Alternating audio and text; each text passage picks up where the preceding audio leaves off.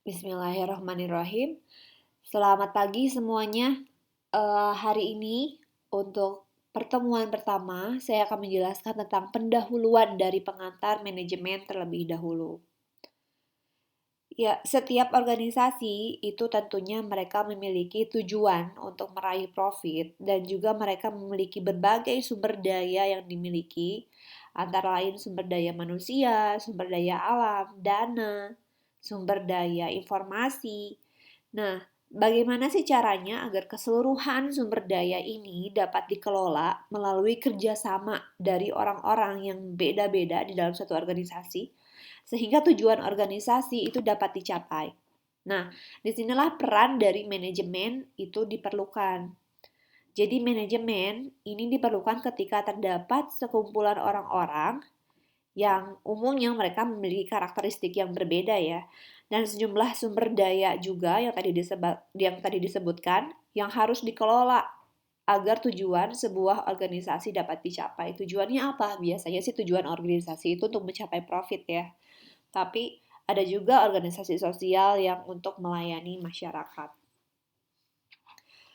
Lalu, kita untuk pertemuan sekarang akan membahas tentang pengertian manajemen, ruang lingkup manajemen, prinsip-prinsip dari manajemen, lalu fungsi-fungsi manajemen.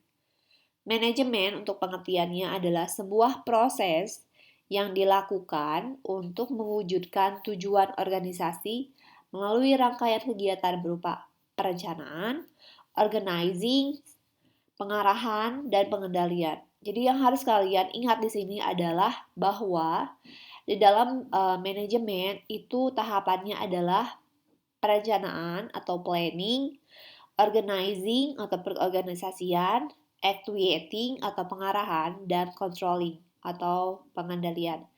Jadi ada POAC, planning, organizing, actuating, dan controlling. Controlling apa? Orang-orang serta sumber daya organisasi lainnya. Dari pengertian ini, berarti bisa kita deskripsikan bahwa, oh ternyata faktor-faktor yang terlibat dalam manajemen adalah yang pertama, adanya penggunaan sumber daya organisasi. Baik itu sumber daya manusia, kemudian faktor-faktor produksi lainnya seperti sumber daya alam, sumber daya keuangan, dan sumber daya informasi. Yang kedua, adanya proses yang bertahap. Prosesnya itu yang tadi, yang perencanaan, planning, pengorganisasian, organizing, pengarahan, actuating atau directing, dan pengendalian atau controlling. Kemudian adanya seni dalam menyelesaikan pekerjaan. Kita masuk ke ruang lingkup manajemen. Untuk ruang lingkup manajemen itu ada lingkungan luar dan lingkungan dalam. Lingkungan luar itu terdiri dari lingkungan umum dan lingkungan khusus. Lingkungan umum itu antara lain lingkungan ekonomi, politik, hukum, budaya, teknologi, kemudian dimensi internasional juga serta kondisi lingkungan alam itu masuk ke lingkungan umum.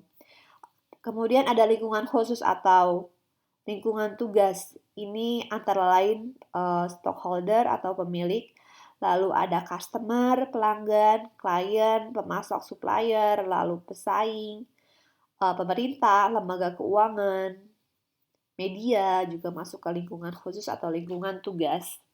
Kemudian lingkungan dalam, di sini ada sumber daya manusia, kemudian dari finansialnya sendiri, fisiknya, yaitu fisiknya itu antara lain gedung, kantor, sistem dan teknologi yang digunakan dalam perusahaan, lalu sistem nilai dan budaya organisasinya seperti apa, itu masuk ke ruang lingkup organisasi atau ruang lingkup manajemen.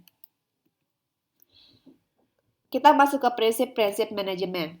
Nah, yang pertama itu adalah pembagian kerja atau divisions of work. Disesuaikan dengan keahlian yang dimiliki secara objektif. Jadi pembagian kerja itu harus sesuai dengan keahlian mereka. Misalnya, lulusan akuntansi ia kerjanya di bagian keuangan, lulusan keuangan kerjanya di bagian keuangan, lulusan TI kerjanya di bagian TI, lulusan hukum kerjanya di bagian legal. Kemudian wewenang dan tanggung jawab atau authority and responsibility. Tiap karyawan itu memiliki wewenang tertentu dalam melaksanakan pekerjaannya dan mereka juga punya tanggung jawabnya masing-masing. Disiplin. Tiap karyawan harus disiplin dalam melaksanakan pekerjaannya dengan penuh tanggung jawab. Lalu adanya kesatuan perintah. Jadi perintah yang diterima itu harus memiliki tujuan yang sama, meski dari orang yang berbeda ya. Tapi tujuannya itu tetap sama. Kenapa? Karena agar tidak terjadi kebingungan dari si orang-orangnya ini untuk melaksanakan perintah. Kemudian kesatuan pengarahan. Jadi karyawan memerlukan pengarahan yang tepat agar dapat melaksanakan tugasnya dengan baik dan tepat sasaran. Lalu subordination of individual interest. Jadi harus mengutamakan kepentingan organisasi di atas kepentingan sendiri. Karyawan harus menyadari bahwa keberhasilan organisasi itu akan berpengaruh pula terhadap dirinya, sehingga mengusahakan dan memberikan yang terbaik untuk organisasi. Penggajian ini atau kompensasi itu harus diberikan sesuai sehingga akan memberikan kedisiplinan dan semangat kerja yang tinggi dari si para pegawainya. Lalu pemusatan, yaitu tanggung jawab akhir dari suatu organisasi tentunya adanya di manajer puncak atau top manager. Jika suatu perusahaan itu bangkrut, tentu yang dilihat adalah top manajernya. Kemudian hierarki. Adanya pembagian kerja akan menimbulkan hierarki dalam suatu susunan organisasi. Lalu ketertiban dalam pekerjaan itu juga penting untuk menghindari kekacauan dalam pelaksanaan operasional perusahaan. Kemudian keadilan dan kejujuran, yaitu terkait dengan moral karyawan yang harus dimiliki oleh semua lapisan organisasi. Kemudian ada stability of tenure of personnel, antara lain stabilitas kondisi karyawan. Jadi kondisi karyawan ini harus stabil dan perlu dijaga. Karena performa karyawan yang pada akhirnya itu kalau misalnya performanya tidak baik tentunya akan menghambat pencapaian tujuan dari organisasi. Lalu adanya prakarsa atau inisiatif. Prakarsa yang timbul ketika seseorang berusaha menyelesaikan hal-hal yang dilakukan agar memberikan hasil yang maksimal. Kemudian yang terakhir adalah kesatuan dan semangat. Jadi semangat kesatuan dan semangat ini adalah rasa senasib sepenanggungan yang tentunya nanti akan memberikan semangat untuk bekerja sama dalam si tim untuk mencapai tujuan yang diharapkan. Fungsi-fungsi manajemen, ini adalah yang terakhir. Fungsi-fungsi manajemen ini untuk pengertiannya kalian bisa baca sendiri tentang planning, organizing, actuating, dan controlling. Namun di sini yang akan saya bahas adalah misalnya kalian mau menjalankan kegiatan bisnis restoran.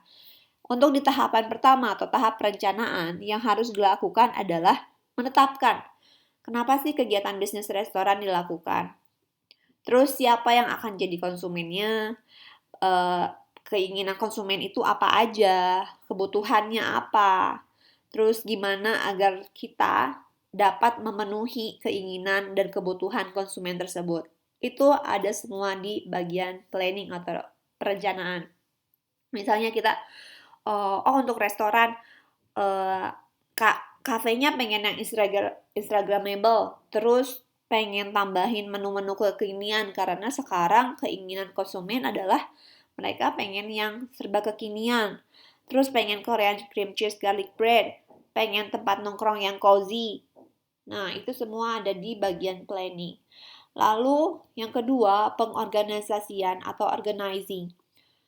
Di dalam pengorganisasian, ini kita tetapkan berapa banyak orang yang kita perlukan untuk menjalankan bisnis restoran ini. Kemudian masing-masing tugasnya apa aja.